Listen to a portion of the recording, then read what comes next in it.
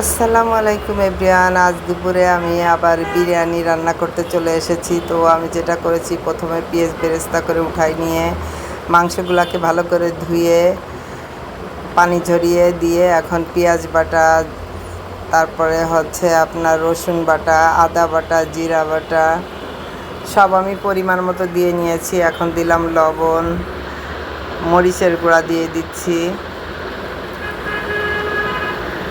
তো আমি এখানে 2 চামচ মরিচের গুঁড়া দিলাম, আর দিয়ে দিলাম তেজপাতা, দারুচিনি, আর দিব বিরিয়ানি মশলা, রাঁধুনি বিরিয়ানি মশলাটা দিয়ে দিলাম। তো এখন দিব টক দই। তো টক দইটাও আমি পরিমাণ মতো দিয়ে নিলাম, আর দিয়ে দিব ঘি।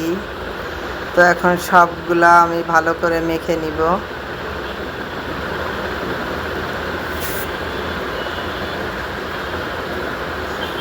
সবগুলো ভালো করে মেখে নিয়ে এখন পেঁয়াজ বেরেস্তা দিয়ে দিলাম। তো পেঁয়াজ বেরেস্তা দিয়ে এখন আমি একটু কাঁচা পেঁয়াজ দিলাম, এখন ঢেকে দিব সিদ্ধ হওয়া পর্যন্ত। তো আমি চুলাটা জ্বালিয়ে দিলাম। আসলে আমি শর্টকাটে সবসময় আপনাদেরকে রান্না করে দেখাই, আর আমার লোকজন বেশি, এই জন্য আমি একটু বেশি বেশি রান্না করি। তো এখানে আমার একটা স্পেশাল মশলা, আমি এটা বিরিয়ানি রান্না করার জন্য আমি সবসময় করে রাখি, ঘরে থাকে সবসময়। তো এই মশলাটা আমি দিয়ে দিলাম, আবারও ঢেকে দিলাম। তো দেখেন মাংসটা প্রায় সিদ্ধ হয়ে আসছে। এখন আমি আলু ভেজে রেখে আলু দিয়ে দিচ্ছি, আর দিব আলু বকরা। তো ভেজে রাখা আলুগুলো আর আলু বকরা আমি মাংসের মধ্যে দিয়ে এখন ভালো করে নেড়ে চেড়ে আবার ঢেকে দিব। তো এখন আমি এটা অল্প আঁচে রেখে দিলাম, আর এদিকে আমি 2 প্যাকেট পোলাও চাউল নিয়েছি। এটা ভালো করে এখন ধুয়ে আমি পোলাও রান্না করতে চলে যাব। তো আমি চলে আসছি পোলাও রান্না করতে। এখানে আমি কিছু বাদাম কুচি দিয়েছি, পেঁয়াজ বেরেস্তাটা আমি পরে দিব, আর দিয়ে দিলাম এখানে আমি সামান্য পরিমাণের ঘি। এখন কিছুটা পেঁয়াজ বেরেস্তা দিয়ে নিলাম। তো এটা দিয়ে আমি চালটাকে একটু ফ্রাই করে নিব, যদিও বা বিরিয়ানির চাল ফ্রাই করে নেওয়া লাগে না।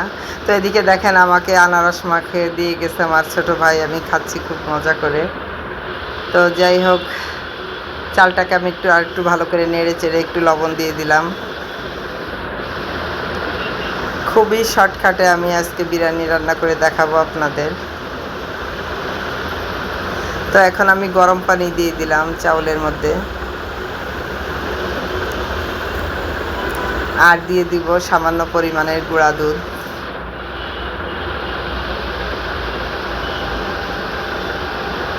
তো এইখানে আমি একটা জিনিস দিতে ভুলে গিয়েছিলাম, সেটা হচ্ছে কাঁচামরিচ। তো কাঁচামরিচটা আসলে আমি সালাতে রেখেছিলাম, আপনারা দিলেও দিতে পারবেন, কাঁচামরিচ না দিলেও চলবে। তো যাই হোক, এখন আমার ভাতটা অর্ধেক সিদ্ধ হয়ে গেছে। এখন আমি মাংসগুলো সব ঢেলে দিলাম, আর দিয়ে এখন ভালো করে নেড়ে চেড়ে ঢেকে রাখবো দমে। আর আমার রান্নার রেসিপি যদি আপনাদের পছন্দ হয়, অবশ্যই লাইক কমেন্ট দিয়ে যাবেন, আর আমার মতো করে রান্না করে খাবেন, অবশ্যই অনেক মজা হবে ইনশাল্লাহ। তো এই যে আমার রান্না শেষ, আমি উপর থেকে কিছু পেঁয়াজ বেরেস্তা ছড়িয়ে দিলাম। তো সবাই ভালো থাকবেন, আল্লাহ হাফেজ।